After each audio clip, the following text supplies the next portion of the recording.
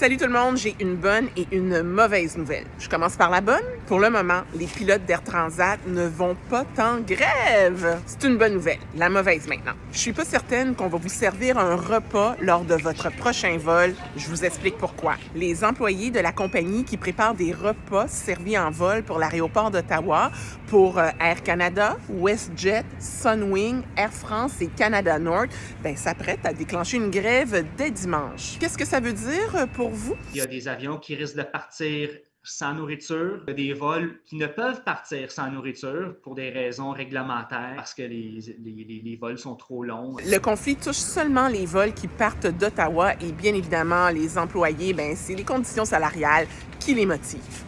Mine de rien, la Ville d'Ottawa a adopté cet après-midi son budget et je suis pas certaine que tout le monde est au courant de ça, mais le budget de la Ville d'Ottawa, c'est 5,2 milliards de dollars juste pour le fonctionnement.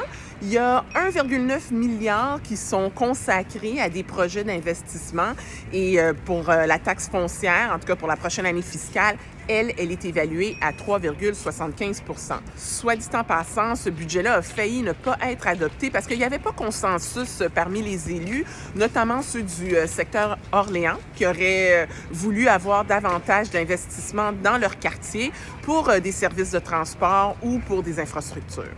Hier, je vous ai parlé d'une très bonne nouvelle concernant certains résidents de la réserve Kitigan-Zibi qui vont finalement avoir accès à de l'eau potable du robinet après 25 ans d'attente. Et certains d'entre vous ont manifesté de la curiosité par rapport à cette nouvelle-là. Eh bien, j'ai une suggestion à vous faire. Je ne sais pas si vous le saviez, mais il y a un livre pour enfants qui relate l'importance de l'eau potable et du combat qu'ont mené certains résidents de la réserve pour avoir accès à cette eau potable-là. Le livre s'intitule « Nibi a soif ». Il est écrit par Sunshine Tenasco. C'est une résidente de Kitigan-Zibi qui connaît très bien les problèmes d'approvisionnement en eau potable des communautés autochtones au Canada. Ma collègue Alexandra Anger a fait une vidéo verticale là-dessus que vous pouvez aller visionner sur l'appli Info de Radio-Canada.